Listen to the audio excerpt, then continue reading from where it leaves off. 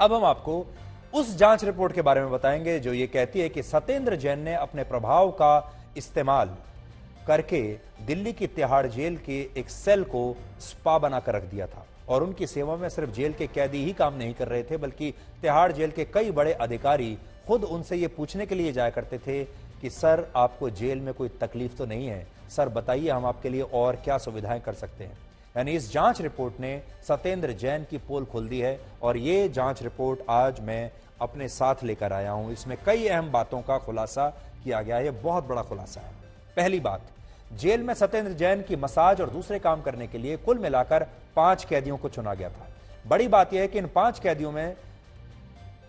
कैदियों से यह कहकर काम करवाया जा रहा था कि उन्हें जेल से बाहर निकलने में मदद की जाएगी और अगर वो सत्येंद्र जैन की सेवा नहीं करते तो उन्हें जेल में टॉर्चर किया जाएगा, उन्हें जेल में परेशान किया जाएगा। और उन सब के नाम अभी आपने स्क्रीन पर देख लिए। इनमें रिंकू नाम का जो कैदी सत्येंद्र जैन की मसाज कर रहा था, जिसे आम आदमी पार्टी के लोग फिजियोथेरेपिस्ट बता रहे थे और इसे फिजियोथेरेपी बता रहे थे, वो असल में एक रेपिस्ट है और उसने भी ठीक यही आरोप लगाया है।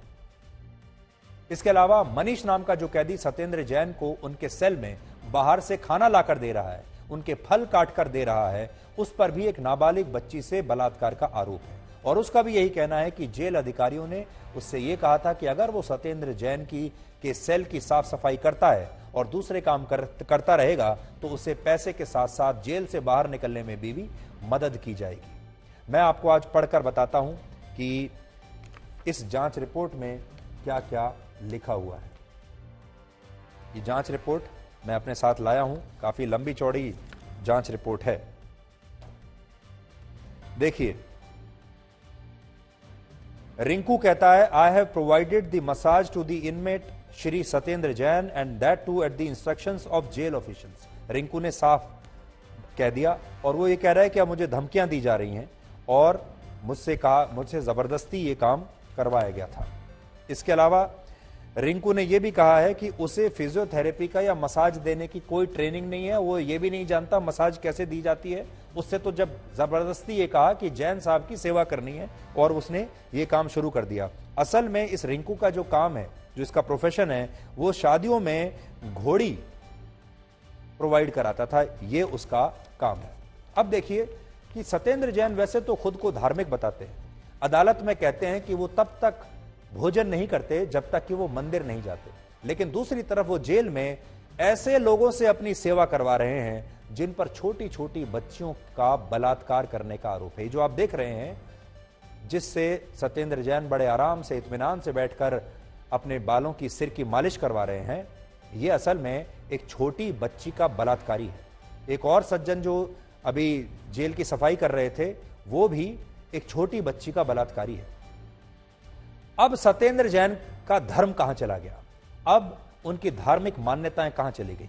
वो बिना मंदिर जाए खाना नहीं खाएंगे, लेकिन वो एक बलात्कारी से मालिश करवा लेंगे, वो एक बलात्कारी के हाथों से खाना खा लेंगे, वो एक बलात्कारी से बाहर से खाना मंगवा लेंगे, वो एक बलात्कारी से अपने कमरे की सफाई करवा लेंगे। यहां उन्हें कोई पाप नहीं दिखता, यहां उनका धर्म आड़े नहीं आता।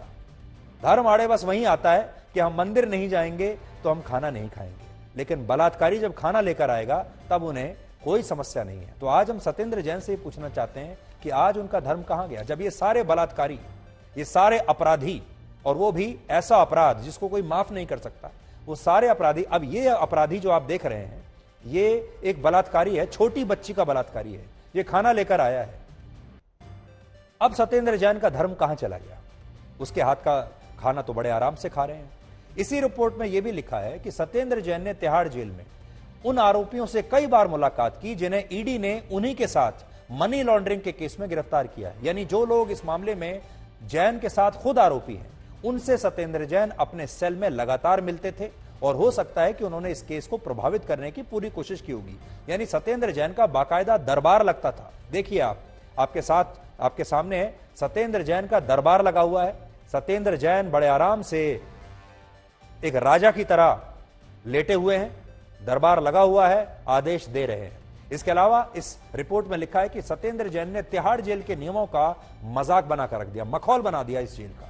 31 मई को उनकी गिरफ्तारी के बाद जब उन्हें जेल भेजा गया, तब से लेकर उनकी पत्नी और उनकी बेटी उनसे लगातार कई बार मिलने के लिए आई और इस दौरान उनकी पत्नी के लिए कई बार उनकी पत्नी उनके लिए घर का बना हुआ खाना लाती रही और इन मुलाकातों के दौरान किसी भी नियम का पालन नहीं हुआ। 16 सितंबर से 13 अक्टूबर के बीच सत्येंद्र जैन तिहाड़ जेल में अपनी पत्नी और बेटी से 8 बार मिले और हर बार यह मुलाकात जेल के ऐसे परिसर में होती थी जहां कैदियों या उनके परिवारों के जाने पर पूरी तरह पाबंदी है, लेकिन जेल प्रशासन इस दौरान सत्येंद्र जैन पर पूरी तरह मेहरबान था। नियमों के मुताबिक कोई भी कैदी अपने परिवार से हफ्ते में सिर्फ 2 बार मिल सकता है और इस दौरान मुलाकात का समय भी आधा घंटे से ज्यादा नहीं हो सकता।